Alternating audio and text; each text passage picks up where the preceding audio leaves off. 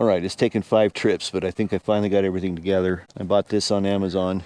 I'll leave a link to it in the video description if you'd like to support the channel. What I'm trying to work out right now is where to place it so that first I cover these screw holes, but yet I need to be a little bit longer, or I'm going to have to extend this piece of wood out, you know, a quarter, which isn't great.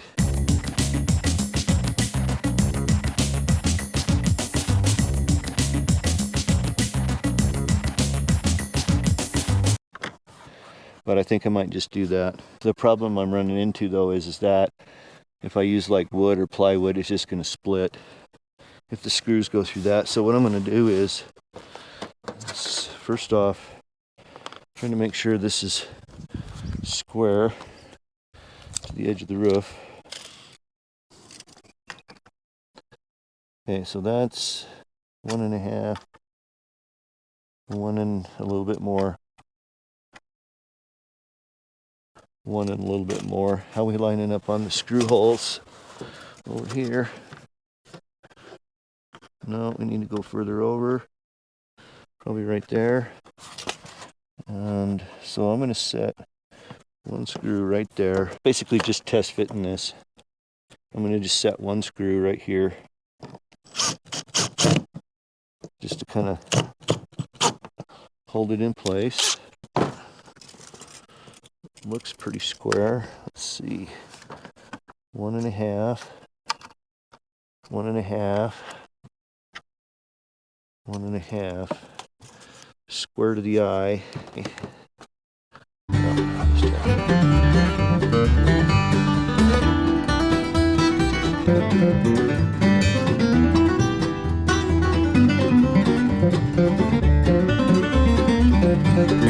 this pin down here.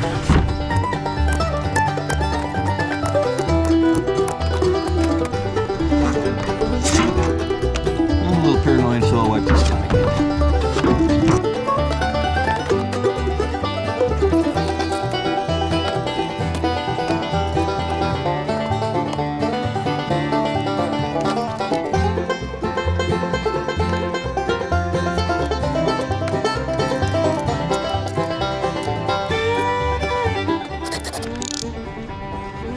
Alright, set the torque on my screwdriver so I don't over torque these.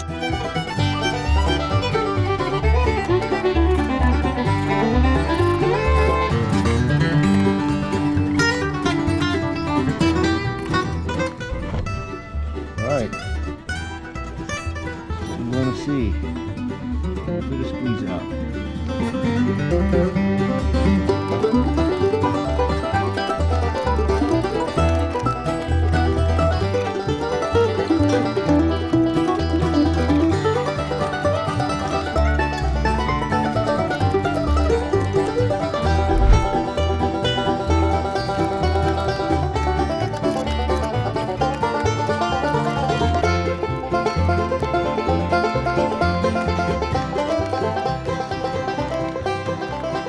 Yesterday I finished up off camera putting this back together. I had painted it.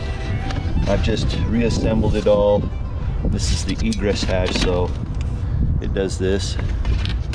And once you're out, it also has the crank up action, right? So you can use it like a vent. Okay, we want to make sure that the hinge is pointed forward so we can leave it cracked if we need to when we're going down the road. It won't catch the lip and rip it up. I'm going to test fit it here. Should go right back into the same place it was. Where's this corner? So high up, something right, oh, right there. Okay, it looks like I'm gonna have to do a little bit of trimming. Yeah, okay. So the frame is off just a little bit. How do I trim that? Reciprocating saw. Alright, more sawing. Go get the saw. Sorry, I got no microphone today. For some reason the Rode is dead. I'll have to replace it. Anyway, we're gonna have to cut this out just a little bit. So I'm just gonna go here like this.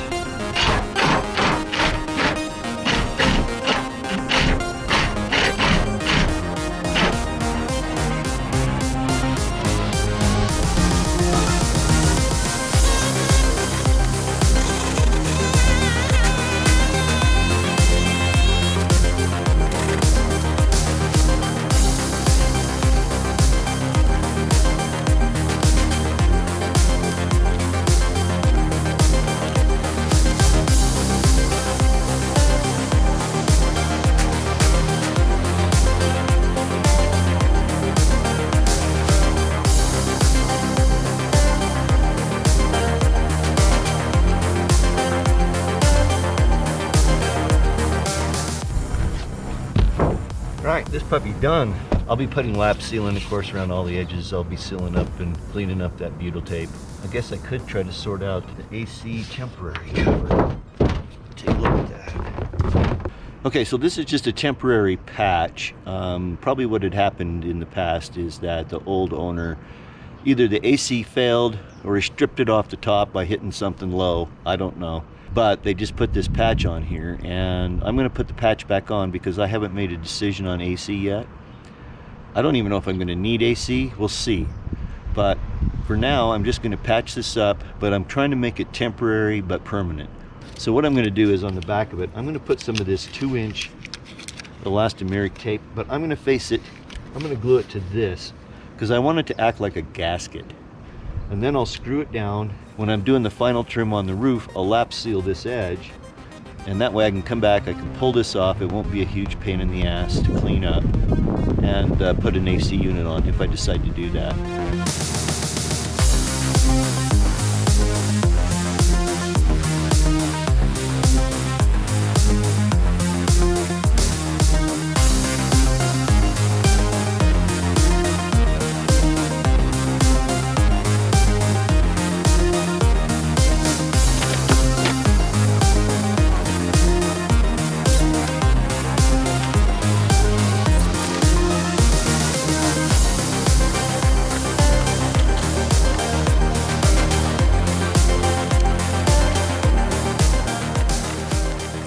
So we're just about done with sealing up this roof, but I wanted to talk about how I'm going to treat it from here. I have been on the fence back and forth about whether I put an elastomeric paint on this, like Henry's Tropicool or Bright Tech, I think is what it's called, something like that, anyway. Or polishing the roof just with the wire brush so that it looks like you saw when I went around and kind of shined this up to put this patch in. They both have pluses and minuses. The plus side is that the aluminum shiny will reflect not only visible light, but thermal, infrared, all of that, okay? However, as it ages, it gets dirty, as you can see, you know, it's a little bit oxidized here. Then the effectiveness of it decreases. On the other hand, the Bright Tech, the elastomeric white coatings that are super bright, are designed to reflect visible light, therefore they'll reflect a little bit of thermal energy as well. But the plus side of those is they give you a seal, they give you that rubberized coating to help seal any pinholes or any other problems you might have in the roof. Since this roof is used, beat up, I'm going to go ahead and go with the elastomeric. So what I'll end up doing is that I'll come back, I'm going to put lap sealant around all of the flanges. When I get the fan in, I'll finish this up, but I'll put lap sealant around all these flanges. Then we'll let that lap sealant stand for a couple days. Then I'll come back and hit it with the Henry's, I think it's called Bright Tech. That's the plain elastomeric coating. That'll be in a future episode. I'm going to go work on something else. Back with a new day. We've got rain in the forecast for the next 3 days, thunder showers today. So I've minimally uncovered things. I'm going to work on what I can on this side. I've got a little bit of sanding left to do. I'm going to fit this up. This is just a one-way city water connection valve. I got it from RecPro. You can save money on your RecPro purchases by using the discount code you'll find in the description of this video. Remember, as an affiliate, I get a small commission, but you pay the same price.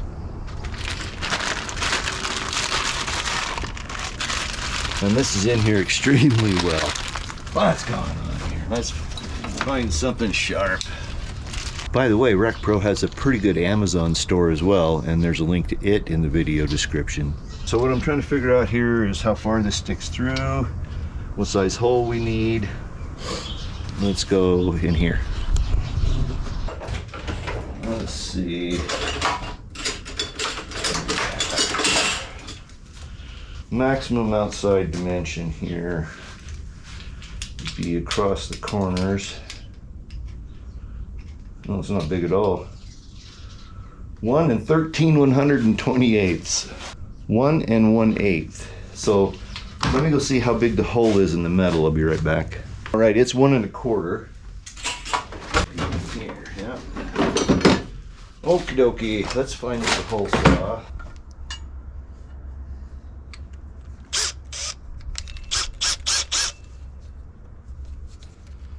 All right, I'm just going to eyeball this. It doesn't have to be perfect. This is going to be slightly larger, so we'll be drilling the hole out more. Not much more. Come over this way further. Right there.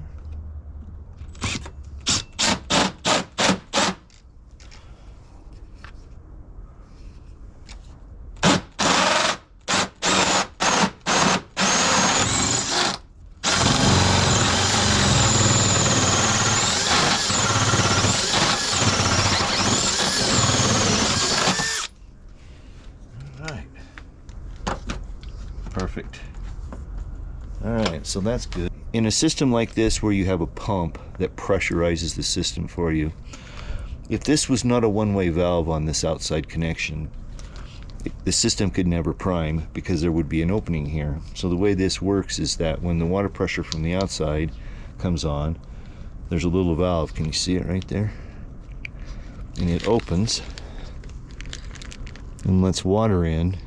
When there's no outside pressure, it releases, and then the pump can pressurize your system. They will fail at the most inopportune time, trust me. I had one fail when I was boondocking, about 6 years ago now. And I could make no water pressure, and I had to sacrifice one of my water hoses. I basically cut off the end of it, attached it, bent it over, tightened it up with the hose clamp that I had to kink it off so that it would let the pump build pressure.